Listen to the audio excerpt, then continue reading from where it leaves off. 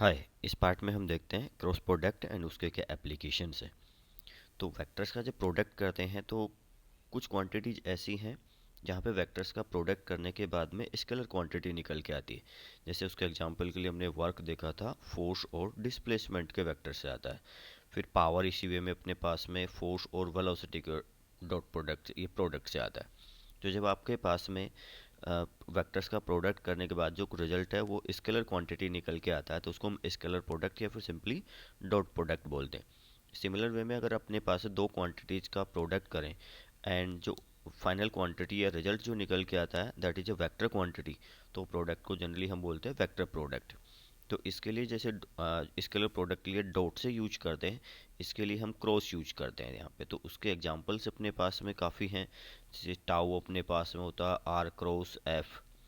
फिर angular momentum होता है आपके पास में R cross P, that means linear momentum. और भी काफ़ी क्वांटिटी जैसी हैं। अब देखिएगा रिजल्टेंट किस तरीके से नोट करते हैं। तो एक तो याद रखें कि क्रॉस प्रोडक्ट के बाद जो आंसर होगा that will be definitely a vector quantity.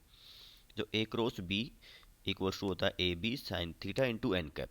यहाँ पे डॉट प्रोडक्ट में कोस थीटा आता है और डॉट प्रोडक्ट में यहाँ पे फिर यूनिट वेक्टर नहीं आता था बिकॉज उसका रिजल्ट एक स्केलर क्वांटिटी होता है। यहाँ पे A B sine theta into N cap. तो आपके पास में ए क्रॉस बी, इस तरीके से बोलेंगे हम, A cross B A B sine theta N cap. जहाँ पे एन कैप एक यूनिट वेक्टर है जो बताता है आपके पास में कि ए क्रॉस बी की डायरेक्शन क्या होगी। तो यहाँ पे देखिएगा, और ये अपने पास एन कैप है वो हमेशा ए और बी को कंटेन करने वाले प्लेन के परपेंडिकुलर होता है। दैट मीन्स जो एन कैप है that is perpendicular to A vector, N cap perpendicular to B vector, दोनों के परपेंडिकुलर होगा। साथ में आपके पास में अगर बोलना चाहें तो ए वेक्टर और बी वेक्टर अगर मान लीजिए इस प्लेन में है, तो ए क्रॉस बी या ए प्लस बी को चलो देखें, ए प्लस बी इसी के अंदर कहीं ना कहीं पे आएगा। तो N cap basically A vector के, बी वेक्टर के और A plus B vector resultant of vectors उसके परपेंडिकुलर रहेगा। तो इनका डॉट प्रोडक्ट कितना रहेगा, जीरो रहेगा। कई बार क्वेश्चन आ जाता है कि ए एंड बी दो वेक्टर्स हैं, एक वेक्टर बताइए जो ए वेक्टर और बी वेक्टर के परपेंडिकुलर हो या इनके रिजल्टेंट के परपेंडिकुलर हो। दैट मीन्स वो ए क्रॉस बी की बात कर रहा है, क्योंकि ए क्रॉस बी ए बी और एन कैप या ए प्लस बी इनके परपेंडिकुलर रहेगा। तो इसके लिए देखिए डायरेक्शन किस तरीके से डिसाइड करते हैं हम। ए क्रॉस बी, जब ए क्रॉस बी करें तो फर्स्ट वेक्टर की तरफ हम एक तो राइट हैंड का यूज करेंगे, राइट हैंड की फिंगर्स को हम फर्स्ट वेक्टर की तरफ स्ट्रेच करें। देन फिंगर्स को कर्ल करें सेकंड वेक्टर की तरफ, बी वेक्टर की तरफ, थ्रू स्मॉलर एंगल। जैसे यहाँ पे ए वेक्टर है बी वेक्टर है तो ए क्रॉस बी ऐसे करेंगे। तो अब देखिए थंब कहाँ पे जा रहा है, जिस डायरेक्शन में थंब मूव कर रहा है हम उस डायरेक्शन में कंसिडर करते हैं ये एन कैप का डायरेक्शन थ्रू स्मॉलर एंगल। ये ध्यान रखिए क्योंकि वेक्टर्स में जो एंगल है 180 से लेस ही लेते हैं। तो ये वाला एंगल नहीं लेना है, ये मोर देन 180 हो जाएगा, ये वाला एंगल कंसिडर करना है आपको।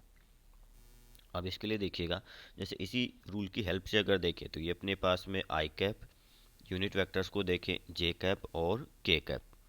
तो अगर हम आई क्रॉस जे करेंगे तो आई की तरफ फिंगर्स को स्ट्रेच कीजिएगा, राइट हैंड का यूज करो, और जे की तरफ फिंगर्स को कर्ल करो। तो आपके पास में जो थंब है वो वर्टिकली अपवर्ड आ रहा होगा, दैट मीन्स के कैप में।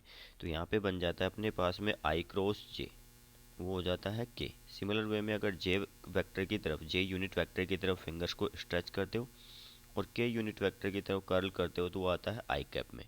फिर अपने पास में ऐसे ही के यूनिट वेक्टर की तरफ फिंगर्स को स्ट्रेच करोगे वर्टिकली अपवर्ड, एंड आई की तरफ जब आप कर्ल करोगे तो आपके पास में आएगा जे कैप।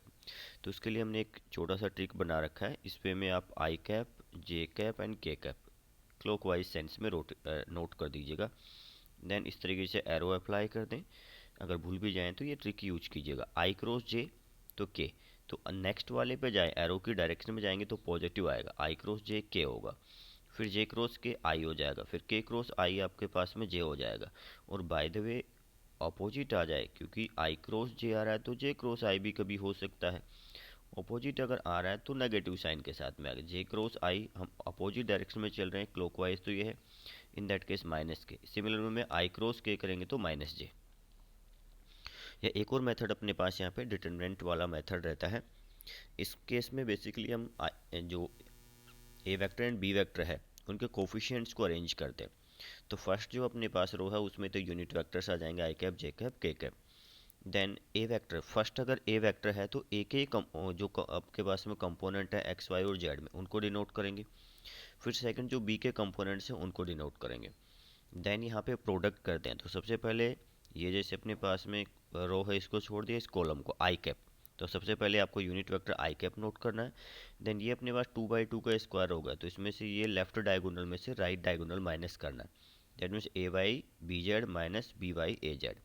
फिर नेगेटिव साइन के साथ में जे को अल्टरनेटिवली प्लस माइनस प्लस आता है, सो माइनस जे कैप।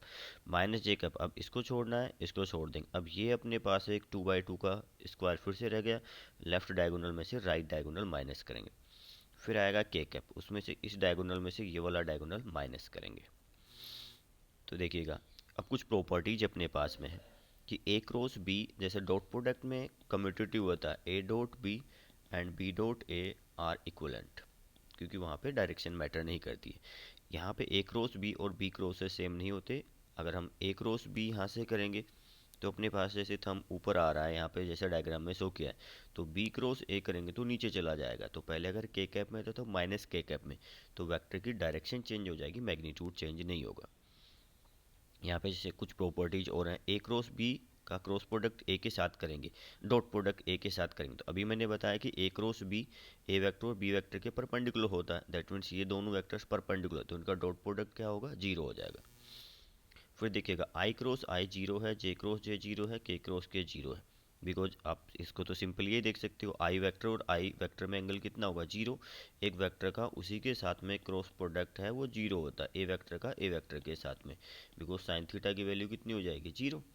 लेकिन ऐसे ही अगर डॉट प्रोडक्ट करते हैं तो वो कितना हो जाएगा, A into cos zero, that means A square. तो वेक्टर का अपने साथ में डॉट प्रोडक्ट करते हैं तो स्क्वायर हो जाएगा मैग्नीट्यूड फॉर्म में, और डॉट प्रोडक्ट क्रॉस प्रोडक्ट में जीरो हो जाएगा। ये मैंने आपको भी बता दिया यूनिट वेक्टर्स में। तो इसके जो एप्लीकेशन है वो अभी देखेंगे। पहले कुछ और प्रॉपर्टी, जैसे वेक्टर का कभी कभी डिफ्रेंशिएशन आ जाता है, तो जो नॉर्मल रूल थे वही अप्लाई करना है। जैसे डॉट प्रोडक्ट था D by D T of A dot B, तो वही आप पहले जैसे ए को डिफ्रेंशिएट किया, बी अब डिफ्रेंशिएट करने के बाद जो रिजल्ट आएगा उसका डॉट प्रोडक्ट करना है बी के साथ में। फिर आपने ए को बाहर निकाल दिया और ए का डॉट प्रोडक्ट करना है D B by D T के साथ में। ऐसे ही क्रॉस प्रोडक्ट में D A by D T का रिजल्ट जो होगा उसको बी के साथ में, और D B by D T को फिर, या ए को D B by D T के साथ में। चलो डिस्प्लेसमेंट वेक्टर तो हम ये पहले देख चुके हैं। एक अपने पास में यहाँ पे जैसे लेमीज थ्योरम, ये भी इंपॉर्टेंट होती है, जो यहाँ पे ट्राइंगल्स की फॉर्म में भी इसको यूज करते हैं, साइन लॉ भी इसको बोलते हैं। तो अगर आपके पास में ये कंसिडर करते हैं कि ए बी सी वर्टाइसेस है और एंगल ए बी एंड सी है, तो इस केस में क्या होगा, साइन ए, दैट मीन्स ये एंगल डिवाइडेड बाय इसके सामने वाली साइड, इनका रेशियो जो है वो कांस्टेंट निकल के आता है। तो sine A divided by A, sine B divided by B, और साइन सी बाय सी। और इसी साइन रूल की हेल्प से हम लेमीज थ्योरम को प्रूव कर सकते हैं, या फिर इक्विलिब्रियम कंडीशन लगा के भी कर सकते हैं। अभी चलिए ये साइन रूल की हेल्प से ही, तो ये आपके पास में जो है, इसको तीनों वेक्टर्स से हम एक ट्राइंगल का फॉर्मेशन अगर करते हैं और फिर उसमें हम ये साइन लॉ अप्लाई करते हैं तो ये निकल के आएगा। तो आपको इसी तरीके से याद रखिएगा, एफ वन डिवाइडेड बाई ये अपने पास उसके सामने का एंगल जो होगा, एफ टू डिवाइडेड बाई उसके सामने angle, F three divided by उसके सामने एंगल, ये रेशियो फिक्स रहेगा। F one divided by sine theta, F two divided by sine theta, theta one theta two, F three divided by sine theta three. तो ध्यान रखो force, और वो force जिसमें इन्वॉल्व अदर टू फोर्सेज जो है उनके बीच का एंगल। फिर एफ टू लेंगे तो other two forces F one और एफ थ्री के बीच का एंगल। एफ थ्री लेंगे तो other two forces F one और एफ टू के बीच का एंगल अपने को लेना पड़ेगा। और ध्यान रखना है लेमीज थ्योरम जैसे एनएलएम में हम यूज करते हैं इक्विलिब्रियम के लिए, ये तभी लगता है जब तीन फोर्सेज हो, चार फोर्सेज हैं तो लेमीज थ्योरम नहीं लगेगा। देखिएगा इसी के एप्लीकेशन अपने पास में है area of a triangle, vector product का। तो ये अगर कंसिडर किया कि एक वेक्टर ए वेक्टर है, दूसरा वेक्टर हमने कंसिडर किया कि बी वेक्टर है, तो हाफ बेस इनटू हाइट ये होता है अपने पास है। ये अगर थीटा है, जो बी का इधर कंपोनेंट आ जाएगा कितना, बी कोस थीटा, और बी का इधर कंपोनेंट आ जाएगा आपके पास में बी साइन थीटा। तो अब एरिया कितना हो जाएगा, हाफ बेस इंटू हाइट, तो half base into height A B into sine theta, ये वैल्यू आ जाएगी। अब ए बी साइन थीटा को क्या बोल सकते हैं, ए क्रॉस बी, उसकी वैल्यू कितनी थी, A into B into sine theta और एन कैप, ये वैल्यू थी। लेकिन इसका मोड ले लेंगे तो एन कैप तो वन हो जाएगा, और ये कितना आ जाएगा, ए बी साइन थीटा। इसी वे में अगर पैरेललोग्राम का एरिया देखेंगे तो इससे अगर मान लीजिए पैरेललोग्राम का फॉर्मेशन हम करेंगे तो ये एरिया उसका हाफ हो जाएगा। तो ये वाला जो कैलकुलेट किया हुआ पैरेललोग्राम का एरिया हाफ है, दैट मीन्स पैरेललोग्राम का एरिया इससे डबल हो जाएगा। डबल हो जाएगा तो यहाँ पे हाफ नहीं लगेगा। कभी कभी पैरेललोग्राम में डायगोनल्स गिवन होते हैं कि ये डायगोनल्स मान लीजिए आपको गिवन है D1 vector and diagonal given है D2 vector. In that case area जो है फिर हाफ लग जाता है कि half of D1 cross D2 mode. अगर डायगोनल्स गिवन है तो हाफ लगेगा, साइड्स गिवन है तो पैरेललोग्राम में हाफ नहीं लगेगा। देखिए पैरेलल वेक्टर्स के लिए क्या होगा, पैरेलल या एंटी पैरेलल दोनों के लिए थीटा की वैल्यू 0 या 180 होगी तो क्रॉस प्रोडक्ट कितना हो जाएगा 0, पैरेलल या एंटी पैरेलल वेक्टर्स के लिए। और इसको चेक करने का एक और मेथड है कि हम कुछ कॉमन ले लेते हैं।